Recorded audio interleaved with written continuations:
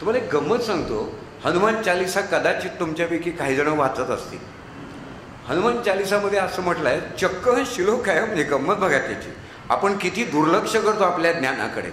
हनुमान चालिसामध्ये असा स्वच्छ श्लोक आहे की हनुमानांनी जन्म झाल्या झाल्या सूर्याकडे झेपावला. सूर्याकडे उडी मारली, त्याला ते फळ वाटलं, मधुर फळ वाटलं, असं झेपावला. मग झेपावला तर किती उडी मारली याचा फॉर्म्युला दिला आहे. असं नाही म्हटलेलं पृथ्वीवरनं सूर्याकडे झेपावला. मग ते म्हणतात काहीतरी बरोबर नाही हो बोलत. असं कोणी पृथ्वीवरनं सूर्याकडे झेपावतं का? जवळ गेला तरी त्याची उष्णतेने राखरांगोळी होईल. सायन्स, आपलं नॉलेज सायन्सचं. तर त्यात त्याने असं चक्क म्हटलं आहे की युग सहस्र योजने. काय शब्द वापरला आहे? युग सहस्र योजने.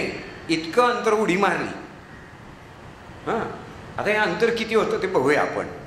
युग म्हणजे 12,000 मैल, 12,000 माइल्स. आपण वर्ष म्हणू त्याला, त्यांच्या ह्या पर्याच्या युगाच्या परिवेश 12,000 वर्ष किंवा 12,000 मैल्स. इंटू किती? सहस्र म्हणजे 1000. म्हणजे काय झाले? 1,20,00,000 झाले, बरोबर. इंटू योजने.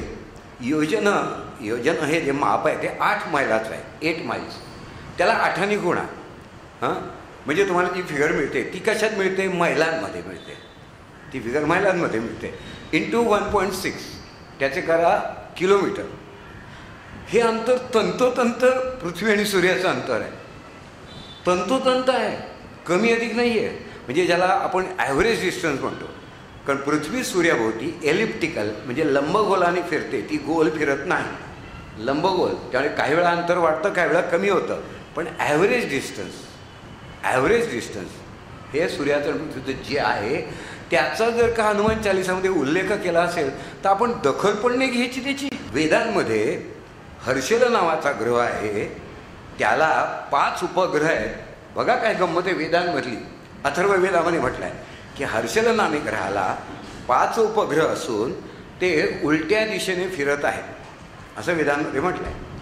पण उलट्या दिशेने ते काय उपग्रह असतात. त्यांनी सांगितलं की हर्षल ग्रहाने, वेदांमधली भाषा वेगळी आहे, 5 जागी जोड घातल्या आहेत, 5. आणि ते अपसव्य म्हणजे उलट्या दिशेने आहे. आता 5च का म्हटलं, अपसव्यच का म्हटलं? तर ॲस्ट्रॉनॉमी पॉईंट ऑफ व्ह्यू खरोखरच 5 उपग्रह आहेत आणि ते खरोखरच उलट्या दिशेने फिरतात. ह्याची त्यांना कल्पना असणार. नाही तर फक्त हर्षलाला हाताशी धरून असं का तुम्ही सांगितलं? याचा अर्थ असा की ह्या पूर्वीच्या लोकांना जे ज्ञान मिळालं ते अंतस्फूर्तीजन्य होतं. त्यांच्याकडे दुर्बिणी नव्हत्या. त्याला वेदांमध्ये ऋतंभरा प्रज्ञा म्हटलं आहे. ऋत म्हणजे सत्य. सत्याला प्रत्यक्ष गवसणी घालतं. त्या प्रगल्भतेला, त्या ज्ञानाला ऋतंभरा प्रज्ञा म्हणतात. ऋषीमुनींकडे ऋतंभरा प्रज्ञा होती. त्यांनी कुठलेही प्रयोग केले नाहीत, ते ज्ञानाशी जाऊन भिडले. असं जेव्हा तुमच्या लक्षात येतं की ते ज्ञानाशी जाऊन भिडले, तेव्हा ते भिडले. आता आपल्याला प्रोसेस शोधून काढायचं आहे, काय हरकत नाही, शोधून काढू आपण संशोधन करू त्याच्यावर. आणि अशा पद्धतीने तुम्ही एक एक विषय त्या शास्त्रामध्ये बघत जाता तेव्हा तुम्हाला अशी अक्षरांकासारखी पद्धती मिळते. तुम्हाला रत्न मिळतात, सिम्बॉलिकल रेमेडीज मिळतात, प्रतिकात्मक उपाय. खर्च नाही करायचा तुम्हाला, हरकत नाही. तुम्हाला एक गंमत म्हणून उदाहरण देतो. शनिग्रह आहे ना, शनी तो म्हणजे नख, शनी म्हणजे नख. आणि मंगळ म्हणजे कुठली जी धारदार वस्तू आहे, अणकुची धार, ती मंगळ. आणि एखादी वस्तू जर मी स्मूथ गुळगुळीत केली तर तो गुरु आहे. आता असं मी नेहमी कोडं विचारायचं स्टुडंटना की हे तिन्ही ग्रह एकत्र आहेत असं कुठलं वस्तू आहे का जगामध्ये? ग्रहाचं तशी वस्तू आहे जगामध्ये. ती आहे नेलकटर. नेलकटरचा आहे एक भागाने आपण नख कापल्यानंतर गुळगुळीत करतो, तो जो पट्टी आहे नेलकटरची ती गुरु आहे पत्रिकेतला. शनी तो नख कापतो म्हणजे काय करतो, शनी रिड्यूस करतो, शनीचा प्रभाव कमी करतो आपण. आणि मंगळ म्हणजे ते धार आहे त्या ह्याची, तो मंगळ आहे. आता प्रश्न असा आहे की एका पत्रिकेमध्ये एकाला नोकरी लागत नव्हती, तेव्हा मला असं वाटलं की याला सांगूया की मंगळ आणि गुरु दशमात म्हणजे नोकरीच्या स्थानात आहे. शनी मात्र त्याला विरोध करतोय, म्हणजे शनीचा जोर कमी करायला हवा आहे, मंगळ गुरुचा वाढवायला हवा आहे. त्याला मी एवढंच सांगितलं, म्हटलं तू खिशामध्ये नेल कटर टाकून इंटरव्ह्यू दे. काय योग आहे मला माहीत नाही. त्या दिवशी त्याला नोकरी लागली. नेल कटर ठेवले मी. आता तो नेल कटर काढतच नाही खिशातनं बाहेर. आता एक नोकरी लागली ना, आता बस झालं की. ह्याला सिम्बॉलिकल. आता एखाद्या मुलीचं लग्न होत नाही बघा, प्रतिकात्मक उपाय. लग्न होत नाही, किती सोपा उपाय बघा. प्रतिकात्मक उपाय सांगते, उपासना वगैरे ते तर आहेच. तिला मी असं सांगितलं की एक ग्लास घे, त्यात गोट्या, खेळण्याच्या काचेच्या गोट्या भर. दुसरा ग्लास घे, तो रिकामा ठेव. सकाळी एका ग्लासमधल्या, म्हणजे भरलेल्या ग्लासमधल्या गोट्या उचलायच्या आणि सगळ्याच्या सगळ्या डाव्या ग्लासमध्ये ओतायच्या. फक्त ती गोटी बाहेर नाही पडता का, सगळ्या गेल्या पाहिजे. ते ग्लास खाली ठेवायचे आणि संध्याकाळी घरी आल्यावर, ऑफिसमधनं घरी आल्यावर हा ग्लास उचलायचा आणि ह्या ग्लासमध्ये त्या गोट्या फिरवायच्या. असं किती दिवस करायचं? खूप दिवस करू नको, कारण मग ते लोक वेडा समजा लागतात त्या माणसाला. तर 11 दिवस करायचं. 11 दिवस. ती म्हणजे कशासाठी उपाय? हा लग्न ठरण्यासाठी. आता यात प्रतिकात्मकता आहे. ती काय आहे? एक ग्लास म्हणजे माहेर आणि एक ग्लास म्हणजे सासर. हां, ती गोट्या जेव्हा इकडून तिकडे काढते तेव्हा माहेर रिकामं होतं ना, आणि सासर भरतं. हां, आणि ही लग्नानंतर ती माहेर तर येणारच आहे कधीतरी.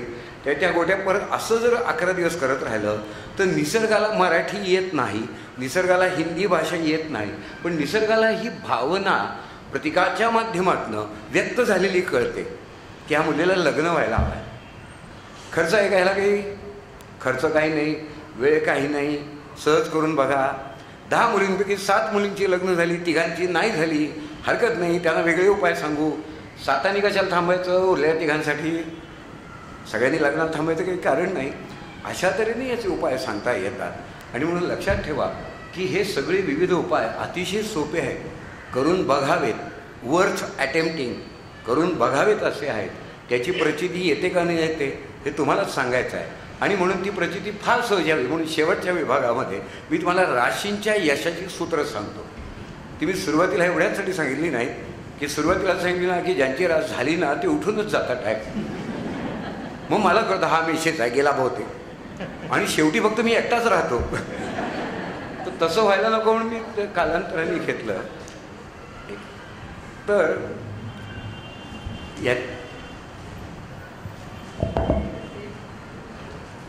ह्या प्रक्रियेमध्ये मी तुम्हाला एक गंमत म्हणून सांगतो. एक लक्षात ठेवा, तुम्ही कोणीही जीवाचा आटापिटा करून हे लिहून काढू नका किंवा लक्षात ठेवायचा अतिरिक्त प्रयत्न करू नका, कारण हे सगळं भाषण मी यूट्यूबवर अपलोड करणार आहे. भले 4-5 दिवस लागतील त्या, तेव्हा तुम्हाला यूट्यूबचा रेफरन्स मिळेल. तुम्ही ते केव्हाही बघू, ऐकू शकता, काही होऊ शकतं. त्यामुळे सोपे सोपे उपाय सांगतो. मेष राशीला जर यश मिळवायचं असेल तर एक आडवा कागद घ्या, पट्टी 1 इंच बाय 3 इंचाची कागदाची पट्टी. त्याच्यावर हिरव्या शाईमध्ये 1 ते 9 अंक लिहा लागोपाठ. 1, 2, 3 सगळे लिहा, 1 ते 9. ती कागदाची पट्टी लॅमिनेट करा. का? कागद खराब होऊ नये म्हणून. लॅमिनेशनला वेगळं महत्त्व नाही. आणि ती खिशात ठेवा. मेष राशीचा अंक आहे आणि कामाला जा. तुमच्या कामामधलं यशाचं प्रमाण खूप वाढेल. आता हे जेव्हा मी क्लासमध्ये सांगायचो तेव्हा क्लासमध्ये पुढच्या लेक्चरला मेषेचे स्टुडंट मला लगेच सांगायचे, सर गेल्या आठवड्यात खूप फायदा झाला. जे मेषेचे होते ते हे सगळे अनुभवाला आलेले, वेल टेस्टेड अशा गोष्टी मी सांगतोय तुम्हाला. वृषभ असेल तुमची रास तर तुम्ही ही 4 बोटं आहेत ना, ही डावीकडे मानेच्या टेकवा. घरातनं बाहेर पडताना का असं माने करून अशी डावीकडून उजवीकडे फिरवा 4 बोटं आणि कामाला बाहेर पडा. त्या महत्त्वाच्या कामाला रोज करू नका ह्या गोष्टी. महत्त्वाच्या कामाला बाहेर पडा. वृषभेला काय अनुभव येतो बघा. अशा सिम्बॉल्स बऱ्याच असतात की वृषभेला तर ह्यापेक्षाही वेगळ्या काही गोष्टी, पण मी एक सांगत जातो म्हणजे आपल्याला वेळ कमी आहे. मिथुन रास आहे, त्यांनी हे 2 मुठी बंद केल्या, असं धरला हात, असा फिरवला. हां, बरोबर. असं 2 हात असे उसाचं गुऱ्हाळ कसं फिरतं तसे फिरवायचा प्रयत्न करा. उसाचं गुऱ्हाळ फिरवायचा प्रयत्न करा आणि मग तुमच्या कामाला बाहेर पडा. अर्थात एक लक्षात ठेवा की हे घरून निघताना करायचं आहे. काही जणांना मिथुनवाली माणसं इतकी विचित्र असतात, त्यांना बसमध्ये बसल्यावर आठवण होते की हे करायला हवं होतं. ते बसमध्ये असं असं करतात. तो कंडक्टर त्याला ना जिथे सायकॅट्रिस्ट राहतो ना त्या स्टॉपला आधीच उतरवतो. आणि उतरवायची वेळ आली ना की काय त्याची सुरकी आहे ते माझं नाव सांगतो, सरांनी सांगितलं म्हणून. मग तो म्हणतो दोघांचं बुकिंग करा. घ्यायचा सर असं म्हणजे त्याने काहीतरी पण हे जर तुम्ही घरी केलं थोड्या वेळ तर मिथुन राशीला खूप चांगला अनुभव येतो. समजा तुम्हाला बसमध्ये केला आणि तुम्हाला असं वाटलं की राहून गेलं तर तुम्ही असं नका करू, कारण हे विचित्र खूण आहे. पण हा आहे ना तो सहारा प्रणामची ते करतात ना टी व्ही चॅनल, असं तसं करा, ते चालेल केलेलं. म्हणजे बसमध्ये कोणाला फार विचित्र नाही वाटणार असं केलं तर. कर्क रास आहे ना त्यांनी एक अशी अवजड वस्तू घ्या, आकाराने लहान. एक उदाहरणार्थ कुलूप, की जे दिसतं एवढं पण वजन चांगलं असतं कुलपाला. ते कुलूप त्यांनी कामाला बाहेर पडताना उत्तर दिशेला स्थापित करा, अवजड वस्तू, आणि बाहेर पडा कर्क राशीने. आता एक लक्षात ठेवा, ईश्वरी तत्व हे स्थापित करण्यामध्ये लगेच निर्माण होतं. तुम्हाला माहिती असेल, बरेच जण करत असतील की तुम्ही जेव्हा प्रवासाला बाहेर पडता लांबच्या, 1 महिना 2 महिने बाहेर असलात तर तुम्ही काय करता, एक पैसा रुपयाचं कॉईन घेता, त्याच्यावर एक सुपारी घेतात, ती त्या देवाऱ्यामध्ये स्थापित करता. तो असतो गणपती, असं गणपती. आणि हा गणपती स्थापित करून त्याला त्या घराचं रक्षण करायला सांगून तुम्ही निर्धास्तपणे बाहेर पडता. आणि मी तुम्हाला खरंच सांगतो, अतिशय उत्तम अनुभव येतो.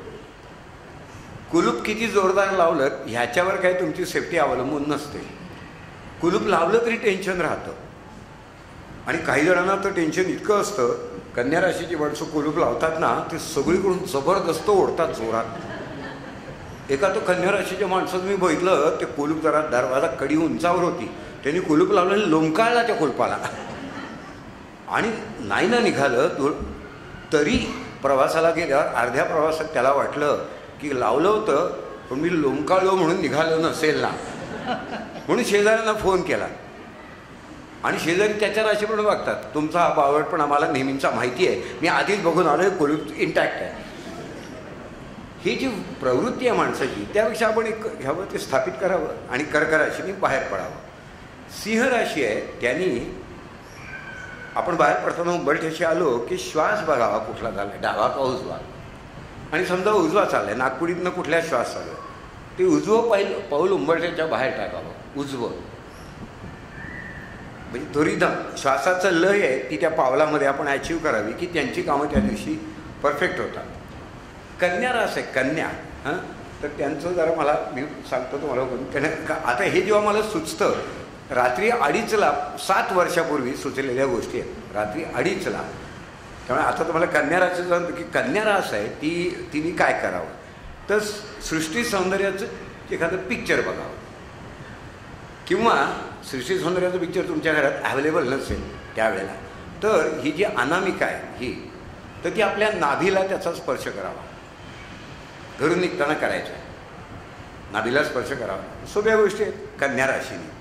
मग तूळ राशीने काय करावं, तर पत्नीचा, यासाठी मी पत्नीचा म्हणजे पुरुषांच्या अँगलने सांगतो, किंवा पतीचा चेहरा बघून बाहेर पडावं. खूप वेळा त्यांची कामं उत्तम होतात. पत्नीचे मुखदर्शन घेऊन बाहेर पडावे. आता हे काय अशी काय 100% खात्री प्रत्येक वेळी देता येत नाही, नाही तर काही जण असं करतात आणि बऱ्याच वेळा कामं होतात. एका दिवशी काम नाही झालं ना तर घरी येऊन बायकोला सांगतात तुझं थोबाड बघितलं म्हणून काम. म्हणजे जाताना मुखदर्शन होतं ना, मग त्याचं असं कसं झालं, तेव्हा दुसऱ्यावर जबाबदारी नका ठेवा. कर्म तुमचंच आहे, प्रतिसाद तुम्हालाच मिळणार, त्यात बायकोचा दोष काही नाही. जर बायको नसेल हां तर तिचा फोटो बघा, किंवा मुदलामध्येच लग्न झालं नसेल कुठल्या तरी एखाद्या सुंदर चेहऱ्याचा फोटो बघा. अभिनेत्रीचा बघा, त्याला काही हरकत नाही. हे स्त्रियांच्या बाबतीत उलटं, त्यांनी अभिनेत्याचा बघावा, असं त्याचा फरक आहे. नुसतं बघा, चला बाहेर पडा, सोपे मार्ग आहेत. त्याच्यानंतर 8वा म्हणजे वृश्चिक रास आहे, त्यांनी कामाला बाहेर पडताना एखादं पोकळ नळी घेऊन ठेवावी स्वतःकडे, ट्यूब, पोकळ काचेची कसली चालेल, आणि त्यांना आरपार बघावं आणि मग कामाला बाहेर पडावं. आरपार गंमत बघा, वृश्चिक रास आहे त्याचं शरीरातल्या ज्या नळ्या आहेत, पोकळ्या आहेत, म्हणजे आर्टरीज, व्हेन्स, जिथे ट्यूब आहेत, चिकार शरीरामध्ये खूप आहेत, तर आर्टरीज आणि व्हेन्स सगळ्या ज्या काही आहेत त्या सगळ्या वृश्चिक राशीच्या अंमलाखाली येतात. त्यातले जे झडपा असतात, त्यातल्या रक्त एकदा हृदयाकडे न्यायचं झालं की खालती झडप बंद होते, खाली जाऊन नाही चालत ते. त्या झडपा ह्या मकर राशीच्या असतात.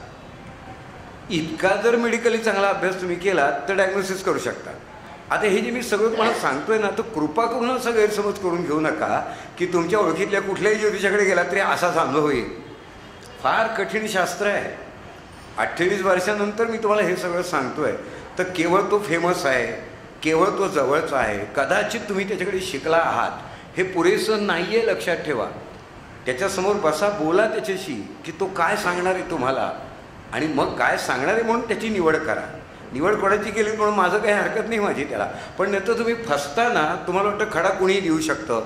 कोणीही देऊ शकत नाही जगातला सोनार किंवा ज्योतिषी. तुम्ही दुसरीकडून घेतला नाही, फसला तर जाब तुम्ही मला विचारता. सर व्याख्यानामध्ये तुम्ही म्हणालात, अरे पण तो ज्योतिषी तुला तो खडा देऊच शकत नाही आहे, तू भलतंच काहीतरी वापरतोयस, तू मला फोन करूच नकोस यासाठी. दुसऱ्याचा संपर्क आला की माझा संपर्क तुटला, एवढं लक्षात ठेवा. माझी जबाबदारी संपली, ती घेऊच शकत नाही मी जबाबदारी तुमची. म्हणून केवळ ज्योतिषी आहे, तुमच्या गल्लीत राहतो, हे पुरेसं क्वालिफिकेशन नाही आहे. त्याला हे आलं पाहिजे. मग धनुराशीने काय करावं ते बघा. धनुरास आहे त्यांनी पंजे असतात ना, पंजे, आपला हा पंजा आहे ना असा उघड बंद करावा. दोन्ही पंजे दोन्ही हातांनी केले तरी चालेल. 5 वेळा करावा आणि बाहेर पडावा.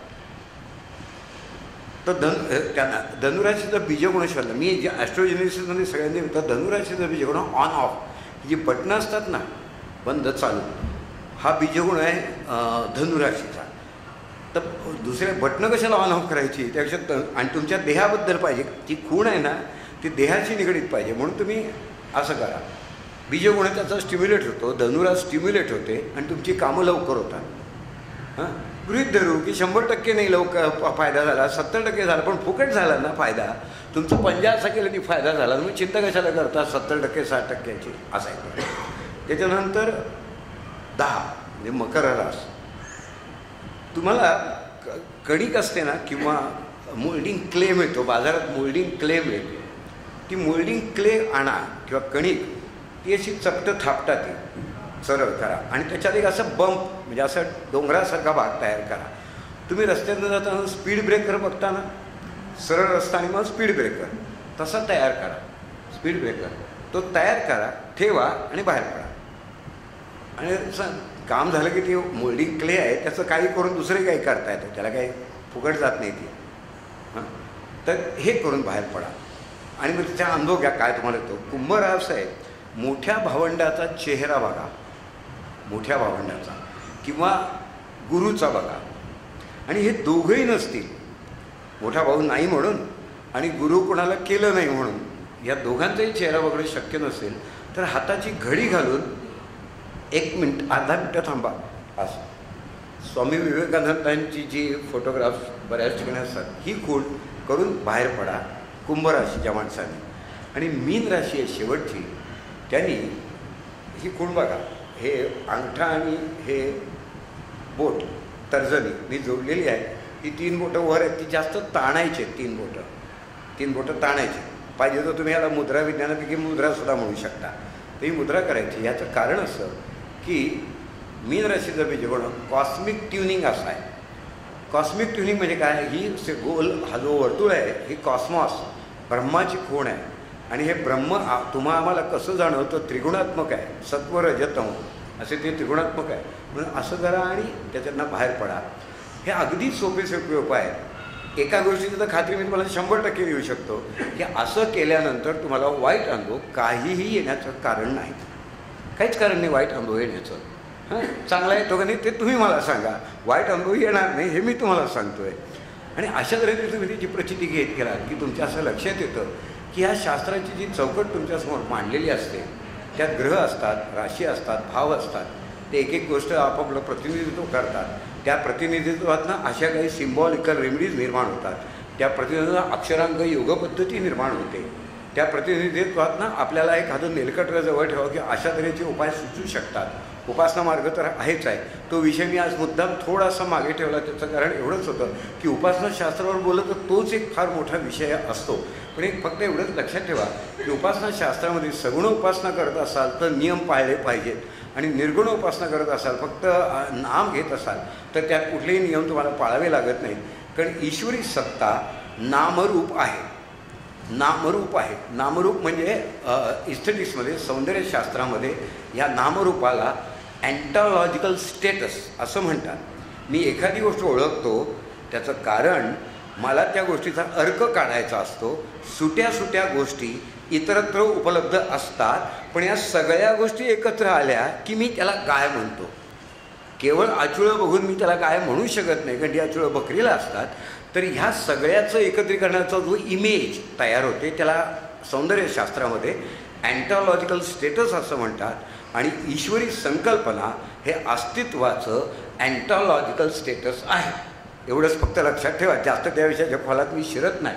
आणि म्हणून जेव्हा जेव्हा तुम्हाला कर्माचे प्रतिसाद मिळायला लागतात, पहिला डाव देवाचा खेळल्यानंतर तुम्ही तुमच्या कर्माला सुरू करता आणि नियतीचा किंवा जीवनाचा हा सारीपाठ तुम्हाला त्याच्या प्रतिक्रिया द्यायला लागतो. तुम्ही खूप निकराचा प्रयत्न करता, कर्मावर जोर ठेवता, असे अनेक तऱ्हेचे उपाय करता, आणि तरीसुद्धा अशी आयुष्याची लढाई होता होईल तेवढी जिंकायची असं ठरवून तुम्ही त्याकडे बघत असता. पण तरीसुद्धा नियतीच्या मनात काहीतरी वेगळंच असतं. हार जी ती ठरलेलीच आहे. कितीही तुम्ही जोर लावलात तरी कधीतरी हार, कधीतरी जीत होणारच. आणि म्हणून एक भान ठेवावं लागतं की आपण कितीही पराक्रम केला तरी शेवटचा डाव हा नियतीचा असतो, हे लक्षात ठेवून जीवन जगायचं असतं.